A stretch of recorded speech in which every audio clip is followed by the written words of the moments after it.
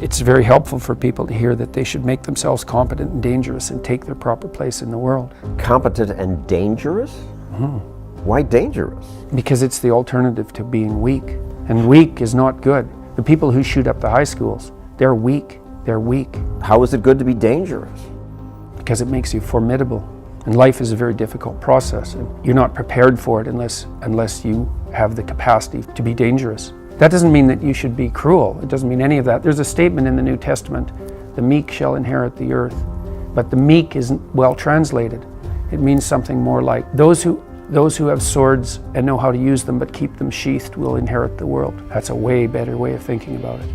You have to be powerful and formidable and then peaceful, in that order. And that's not the same as being naive and weak and harmless, which is what young men are being encouraged to be. It's like, that's a very bad idea. It's a very bad idea. Because naive, weak, and harmless means that you can't withstand the tragedies of life. You can't bear any responsibility. You'll end up bitter. And when you get bitter, then you get dangerous. But one thing I'm not getting, there's a big difference between letting people do something for themselves and saying men should be dangerous. By dangerous, that implies I should be ready to threaten someone, to hurt somebody. No, you should be capable of it. But that doesn't mean you should use it. There's nothing to you otherwise. Like if you're not a formidable force, there's no morality in your self-control. If you're incapable of violence, not being violent isn't a virtue. People who teach martial arts know this full well, right? If you learn a martial art, you learn to be dangerous, but simultaneously you learn to control it. Both of those come together. And the combination of that capacity for danger and the capacity for control is what brings about the virtue. Otherwise you confuse weakness with moral virtue. I'm harmless, therefore I'm good. It's like, no, that isn't how it works. That isn't how it works at all. If you're harmless, you're just weak. And if you're weak, you're not going to be good. You can't be, because it takes strength to be good. It's very difficult to be good. You said that a harmless man is not a good man. A good man is a very dangerous man who has that under voluntary control.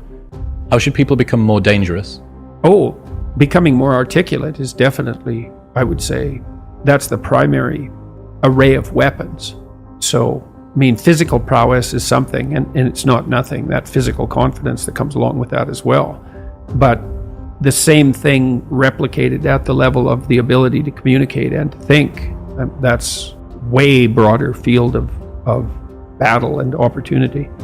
So this is one thing that isn't taught well, especially to boys. It's more important to teach it to boys, I would say, because they're more skeptical of the educational enterprise in general, generally speaking, partly because they're less obedient, partly because they're less agreeable. That's particularly true for disagreeable boys. And agreeable boys get higher grades independent of their IQ and their academic achievement, because they're easier to deal with. So what do you tell disagreeable boys? There's nothing that makes you more formidable than verbal competence, than being able to articulate, be able to think, to marshal your arguments, right?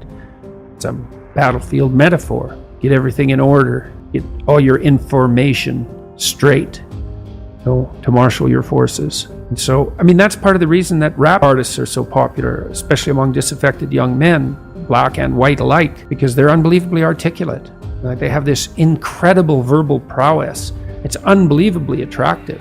And it's associated with genuine artistic and redemptive activity, often focusing on something that's approximately the voice of the underclass, let's say, but a powerful voice, right? And it's interesting to see how many young white guys identify with that. Was it Aldous Huxley that wrote Doors of Perception? Yeah. Yeah, so this is kind of an equivalent of that, right? That you have a experience which many people struggle to articulate. You take the best of us, the one that has the most precise, most articulate, erudite language. You drop them in and you say, okay, show us what you've learned. This is the equivalent, but for just a different community, a different sort of life, that maybe you don't have the ability to describe what it feels like to live on a council estate in Manchester or in, one of the neighborhoods of Brooklyn or whatever it might be. And then this person can. And it feels like it's your voice. Yeah, well, you still, if you're a young man, you still feel alienated from your place as rightful heir of the proper kingdom. I mean, that's an existential truism for everyone, particularly for every young man, because he is an outsider in many ways. He's young and juvenile, and not very highly valued, and then is in some sense hurt by the inadequacies of the current king, the current culture, and is easily turned against it because of that. And that's the machinations of the evil uncle. That's the King Arthur story. That's the story of Horus and Osiris. It's an ancient story. It's the story of Sauron, and it's there all the time.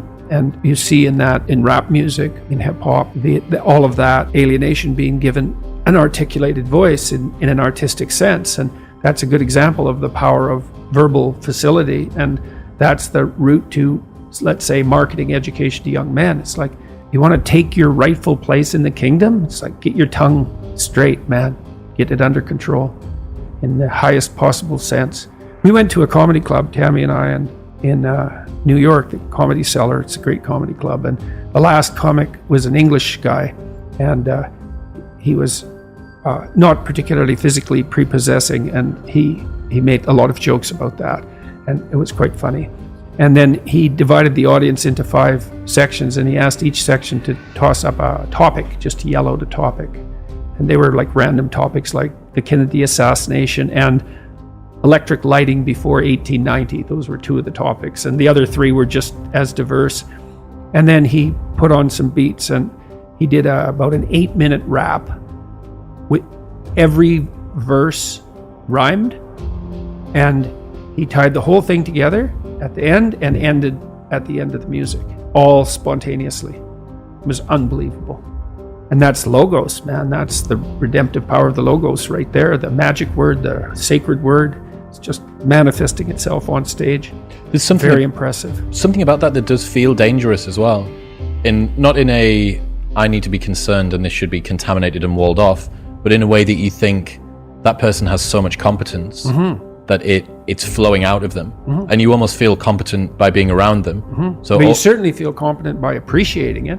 Yeah. Right? Because it speaks to the part of you that is capable of appreciating such things. You think, wow, that's really something. That's an amazing display. That's an amazing thing to see. Amazing, right?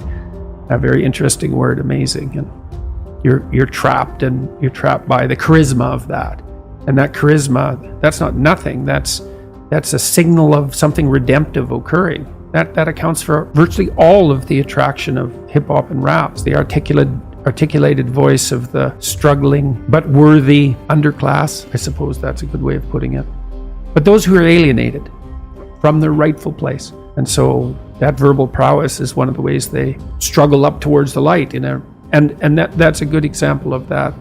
Of having that danger under control, because it's a dark genre in many ways, right? There's a real undercurrent and air of violence that surrounds that and its culture, like the punk movement in the UK back in the late 70s. Same sort of thing, but that capacity to express that in a poetic manner, in a compelling manner. Johnny Rotten was great at that. He was so intense. He has a song called Rise, which I used to show my clients all the time when I was starting assertiveness training with them. I'd put on Johnny Rotten's Rise, and the line in there is, anger is an energy, and he's got these unbelievably intense eyes. Anger is an energy. You bet. And John Lydon, man, he could channel that like almost no one I've ever seen. He'd get that anger built up inside him, and then it was completely under control, and he expressed it in his music, and it's absolutely captivating.